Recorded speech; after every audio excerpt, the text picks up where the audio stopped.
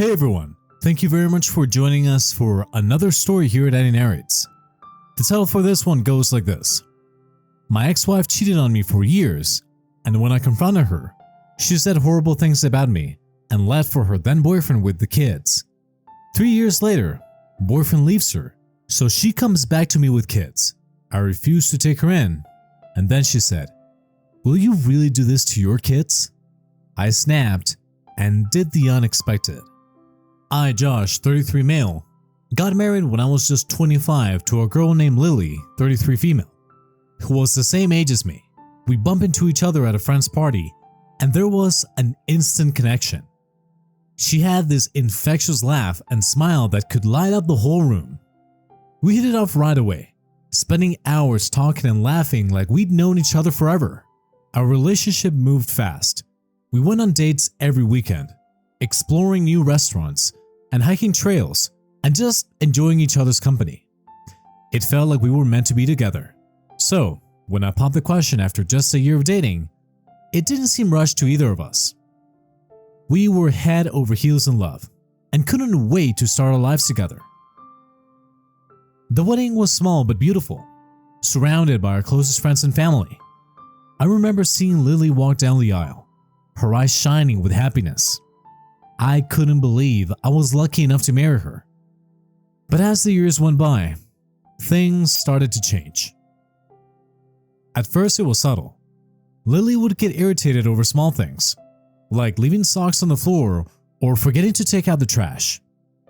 I chalked it up to stress at work or just normal relationship bumps. Then her mood swings became more frequent, and she started picking fights over nothing. I tried to be understanding, thinking maybe she was going through a tough time, but it seemed like she was always on edge. It got to the point where I felt like I was walking on eggshells around her, never knowing what would set her off next. One day, I stumbled upon the truth completely by accident. I was looking for my phone charger in our bedroom when I noticed Lily's phone lighting up with notifications. Curiosity got the best of me, and I picked it up, thinking maybe it was something important. What I found out shattered my world. Text messages from unknown numbers, filled with intimate conversations and plans to meet up. My heart sank as I realized what was happening. Lily had been cheating on me, and it wasn't just a one-time thing. It had been going on for years behind my back. When I confronted Lily about the text messages, her initial reaction was one of denial. She tried to brush it off, claiming that I must have misunderstood or misinterpreted what I saw on her phone. But as I pressed her for answers, the truth slowly began to surface. "I can explain," she said, her voice wavering slightly as she avoided making eye contact with me. I could feel my heart pounding in my chest as I waited for her to speak. I needed to hear her side of the story, as painful as it may be. "It's not what you think," she continued, her words sounding hollow and rehearsed. But deep down, I knew better. The evidence was right there in front of me, undeniable and damning. "I found text messages, Lily," I said, my voice trembling with emotion. "Messages from other guys, talking about meeting up and being together." For a moment there was a silence as Lily struggled to find the right words. Then, finally, she let out a heavy sigh and met my gaze with a defeated look in her eyes. "I didn't mean for this to happen," she said softly, her voice barely above a whisper. I felt a surge of anger and betrayal wash over me. How could she stand there and try to justify her actions? "What do you mean you didn't mean for this to happen?" I shot back, my voice rising with each word. "You've been lying to me, cheating on me behind my back for years." Lily flinched at my words, her shoulders slumping in resignation. But instead of apologizing or showing any remorse, she took a step closer to me, her expression hardening with each passing moment. "I'm not sorry," she said coldly, her tone devoid of any emotion. "I'm not sorry for finding happiness outside of this pathetic excuse of a marriage." Her words hit me like a punch to the gut, knocking the wind out of me. I couldn't believe what I was hearing. How could she be so callous, so cruel? "What are you talking about?" I demanded, my voice rising with anger. "We had everything. We were happy together, or so I thought. But Lily just shook her head, a bitter laugh escaping her lips. Happy, she scoffed, her eyes flashing with contempt. You'd call this happiness? Living paycheck to paycheck, struggling to make ends meet? I want more than that, Josh. I deserve more than that. Her words cut me to the core, each one like a dagger to the heart. I had worked hard to provide for us, to give her everything she needed and wanted, but apparently it was never enough. Lily's hurtful words cut deeper than any knife. Not only did she admit to cheating on me, but she also tore me down with her cruel insults. She didn't hold back, calling me a quote-unquote pathetic excuse of a man and saying that she only married me because I was a safe option. According to her, she never truly loved me. I settled for you, Josh. She sneered, her words dripping with disdain. You were a safe choice, a stable provider, but you were never the passion I was looking for. Her words hit me like a ton of bricks. All this time, I had believed that we were building a life together, that we shared a deep connection and mutual love. But in reality, I was just a placeholder, someone to fill the void until she found what she truly wanted. I thought you loved me, I said, my voice barely a whisper, as tears welled up in my eyes. But Lily just rolled her eyes, a look of disgust crossing her features. Love? She spat, her voice dripping with disdain. Love won't pay the bills, Josh. Love won't buy me the things I want, the things I deserve. I need someone who can give me the life I've always dreamed of, and clearly, that someone isn't you. Her words echoed in my ears, each one more hurtful than the last. I felt like I had been punched in the gut, the pain of her betrayal crushing me from the inside out. At that moment, I realized that our marriage was over. There was no going back from this, no salvaging what was left of our shattered relationship. After the divorce, moving on wasn't easy. It felt like my whole world had been turned upside down. Trusting people became a real struggle for me. I mean, how could I trust again after being betrayed like that? It took me years to even consider putting myself out there again, let alone dating.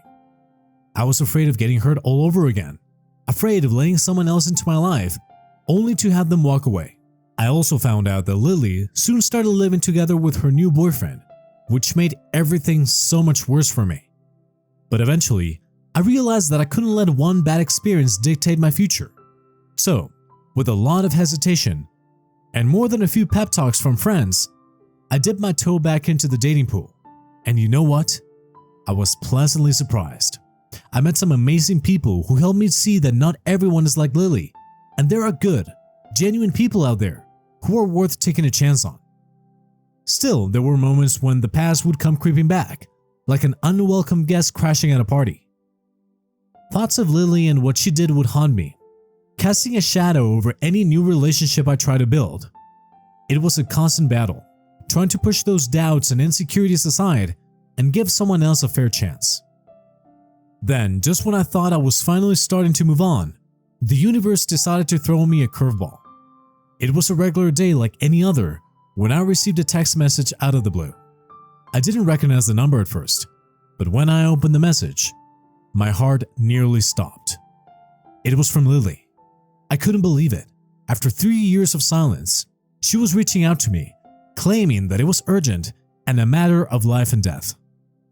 My first instinct was to ignore it, to pretend like I never saw the message, and go about my day as if nothing had happened. But she kept on insisting, bombarding me with more texts and calls until I couldn't ignore her anymore. Finally, I caved and texted her back, asking what she wanted. The reply came almost immediately, terse and to the point. It's important, she said. I need to talk to you in person. I was torn. Part of me wanted to tell her to go to hell, to slam the door shut on any chance of reconciliation. But another part of me, the part that still carried a flicker of hope, couldn't help but wonder what could be so urgent, so important that she would reach out to me after all this time. In the end, curiosity got the better of me. I agreed to meet her, albeit reluctantly, feeling a mix of emotions swirling inside me. Anger, resentment, confusion, but also a small glimmer of hope that maybe, just maybe, this could be the closure I needed to finally move on for good. As I walked into the cafe, my heart was pounding in my chest. Lily was already sitting there, just like she used to when we were together. She had even ordered my favorite coffee, as if nothing had changed. For a moment, it felt like stepping back in time, like the past 3 years had never happened. We exchanged awkward smiles as I took a seat across from her, the tension thick in the air. She asked me how I'd been, and we made small talk about mundane things like the weather and work. But my mind was elsewhere, racing a mile a minute as I tried to make sense of why she had reached out to me after all this time. I set my coffee cup down with a little too much force, causing some of the liquid to slosh over the edge. "Why did you contact me, Lily?" I blurted out, unable to contain my frustration any longer. She hesitated for a moment, her gaze flickering away from mine before she finally met my eyes with a look of uncertainty. "I made a mistake, Josh," she said softly, her voice barely above a whisper. "Leaving you was the biggest mistake of my life, and I want to make things right." I felt like I'd been sucker punched. After all the pain and heartache she had caused me, here she was, acting like none of it had ever happened. I couldn't believe what I was hearing. "What the hell are you talking about, Lily?" I snapped, my voice rising with anger. "You cheated on me, lied to me, and then left me high and dry. And now you expect me to just forgive you like nothing ever happened?" Lily flinched at my words, her expression betraying a hint of guilt.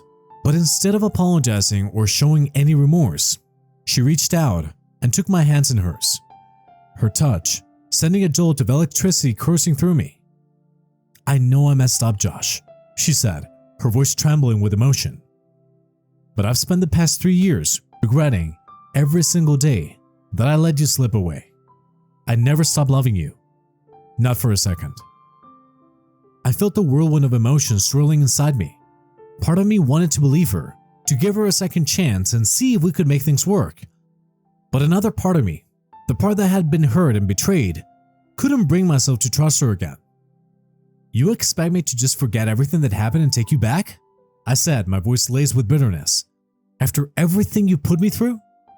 Lily's eyes filled with tears, her lower lip trembling as she struggled to find the right words. "I know I don't deserve you, Josh," she said, her voice barely above a whisper. "But I'm willing to do whatever it takes to make things right. Turn back your trust and your love." I could see the sincerity in her eyes, the raw vulnerability that she was laying bare for me to see. And for a moment, just a fleeting moment, I wanted to believe her, to believe that maybe we could find our way back to each other. But then, reality came crashing back down around me, reminding me of all the pain and heartache that she had caused. I pulled my hand away from hers, shaking my head in disbelief. "I'm sorry, Lily," I said, my voice barely above a whisper.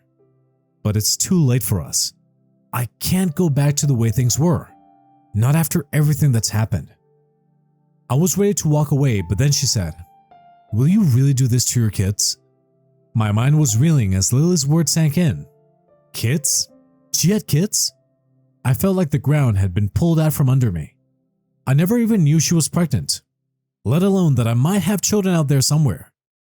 "What are you talking about, Lily?" I asked, my voice trembling with disbelief. "How could you keep something like this from me?" She reached into her purse and pulled out a handful of photos, sliding them across the table towards me. My heart skipped a beat as I looked down at the images of 2 adorable little girls, their bright eyes and toothy smiles staring back at me. "These are your daughters, Josh," Lily said softly, her voice thick with emotion. "Our daughters." I felt like I'd been punched in the gut. "I found out I was pregnant soon after everything happened," Lily continued, her voice trembling with emotion. "I didn't know what to do. I thought maybe you wouldn't want to be involved, so I kept it to myself. I thought my boyfriend would step up and help me raise them, but he left me too." I struggled to process everything she was telling me. It was a lot to take in all at once. The fact that I had children, 2 little girls who had been living their lives without their father. It was overwhelming. "But why now?" I asked, my voice barely above a whisper. "Why reach out to me after all this time?" Lily's eyes filled with tears as she reached out and took my hands in hers, her touch sending a jolt of electricity coursing through me. "I need your help, Josh," she said softly. "I can't do this alone." Our daughters need their father, and I need you. Anger, confusion, and heartache battle for control as I struggle to make sense of everything. And then, without even thinking, I snapped. Right there in the middle of the cafe, I lost it. I yelled at Lily, letting all the pent-up frustration and hurt pour out of me like a dam bursting. I told her she had no right to keep something like this from me, to spring it on me out of nowhere. You can't just drop a bomb like this and expect me to be okay with it. I shouted, my voice echoing off the walls of the cafe. Lily flinched at my words, her eyes filled with tears as she reached out to me, pleading for understanding. But I was beyond reasoning, beyond listening to anything she had to say. You call me a loser, Lily, I continued, my voice shaking with anger. You said I wasn't good enough for you. Well, maybe you were right. Maybe I am a pathetic excuse for a man. But that doesn't give you the right to come crawling back to me now, expecting me to fix everything. And with that, I stormed out of the cafe, leaving Lily sitting there alone with tears and regrets. Outside, I leaned against the wall, trying to catch my breath as I struggled to make sense of what just happened. Part of me felt guilty for lashing out at Lily like that, for hurting her when she was clearly vulnerable. But another part of me, the part that was still raw from the pain of her betrayal, couldn't find it in me to forgive her. I needed some time to clear my head, to sort through the mess of emotions swirling inside me. If those girls really were my daughters, I wanted to be a part of their lives. But how could I be sure? How could I trust anything Lily said after everything she had put me through? The following day, I arranged to meet with Lily again, seeking clarity amidst the confusion she had stirred within me. We sat down in a park, the breeze offering a moment of tranquility amid the turmoil inside me. I asked Lily what she wanted from me. She explained that she needed financial support for our daughters. Despite feeling frustrated, I agreed to provide the support that she requested, but with a condition. She had to undergo a pregnancy test. Lily objected vehemently, but I insisted, reminding her of her past infidelities and the need for confirmation. Reluctantly, Lily consented to the test. When the results came back confirming paternity, Lily immediately pressed for financial assistance. However, instead of complying, I made a decision. I would pursue legal custody of our daughters. This revelation stunned Lily, who protested vehemently.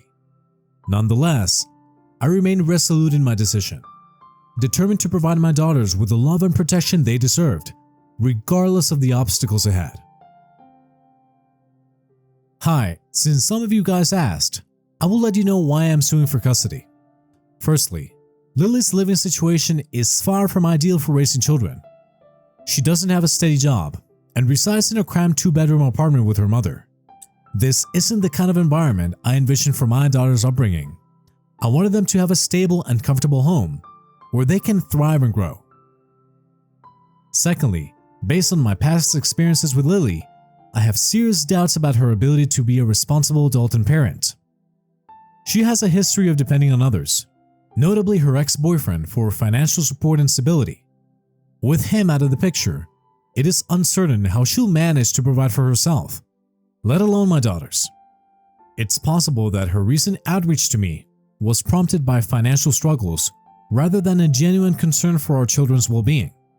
While some may argue that Lily could still be a good mother despite her shortcomings as a wife, I believe that her actions speak louder than words. Keeping my daughters away from me for 3 years demonstrates a lack of consideration for my role as their father and suggests a potential pattern of prioritizing her own interest over their best interests. In seeking custody, I aim to ensure that my daughters have the opportunity to grow up in a stable and nurturing environment. While I acknowledge that Lily may love our daughters, love alone isn't enough to guarantee their overall well-being. It's crucial for them to have access to resources, support, and a conducive living environment, which I believe I am better equipped to provide. Ultimately, I am prepared to pursue this matter in court if necessary. I am not willing to back down without a fight when it comes to the welfare of my daughters. It's my responsibility as their father to advocate for their best interest and to ensure that they have the opportunity to thrive and succeed in life. And if Lily truly is a good mother, as some have suggested, then I trust that it will be evident through the legal process. Yesterday was a day I'll never forget. It was the first time I got to see my daughters in person. As I held them in my arms, I was overwhelmed with emotion. I couldn't believe how much I had missed out on their lives. Seeing their faces, hearing their laughter, feeling their tiny fingers wrapped around mine. It was a moment I had dreamed about for so long. And now that it was finally happening, I couldn't help but feel an overwhelming sense of gratitude and joy. I spent hours playing with them, reading them stories, and just soaking in every precious moment. It was incredible to see how much they had grown and changed since the last time I saw them, even though it felt like just yesterday that they were born. As I looked into their innocent eyes, I made a silent promise to myself that I would always be there for them, no matter what. I may have missed out on the first few years of their lives, but I was determined to make up for the lost time. Throughout the day, I couldn't shake the feeling of disbelief. How had I let 3 years slip by without being a part of their lives? How bad I missed out on all those precious moments, all those milestones. But despite the lingering sense of regret, I knew that I couldn't change the past. All I could do was focus on the present and future, on being the best father I could possibly be. And as I watched my daughters laugh and play, their faces lighting up with joy, I knew that everything was going to be okay. No matter what challenges lay ahead, no matter what obstacles we might face, we were a family, and together, we could overcome anything. We ended up settling everything outside of court, which was a huge relief for both of us. Going through a legal battle would have been stressful and expensive, not to mention emotionally draining for everyone involved. Instead, we sat down and had a frank discussion about what was best for our daughters. We both agreed that they deserved to have a relationship with both of us, and that it was important for them to spend time with each of their parents. After some negotiation, we came up with a custody arrangement that worked for both of us. Our daughters will stay with me during the week, so I can be there for them on school days and help with their homework and other weekday activities. Then they'll spend weekends with their mother, giving her the chance to bond with them and enjoy quality time together. We also divided up holidays and special occasions so that our daughters could spend time with both sides of the family. It was important to us that they had the opportunity to celebrate holidays like Christmas, Thanksgiving, and birthdays with both of their parents. In exchange for me having primary custody during the week, I agreed to pay a small amount of child support to their mother. This seemed fair, considering that I have the girls most of the time and want to ensure that their mother has the financial support she needs to care for them when they're with her. Overall, I think we came up with a good compromise that puts our daughters' needs first. They'll have the chance to grow up with both of their parents actively involved in their lives, which is what every child deserves. And while co-parenting won't always be easy, I'm committed to doing whatever it takes to make sure our daughters have a happy and stable upbringing. And that was it for today's story. Thank you very much for listening. Smash that like button for me and subscribe for more stories. Thanks again, and we'll be seeing you in the next one.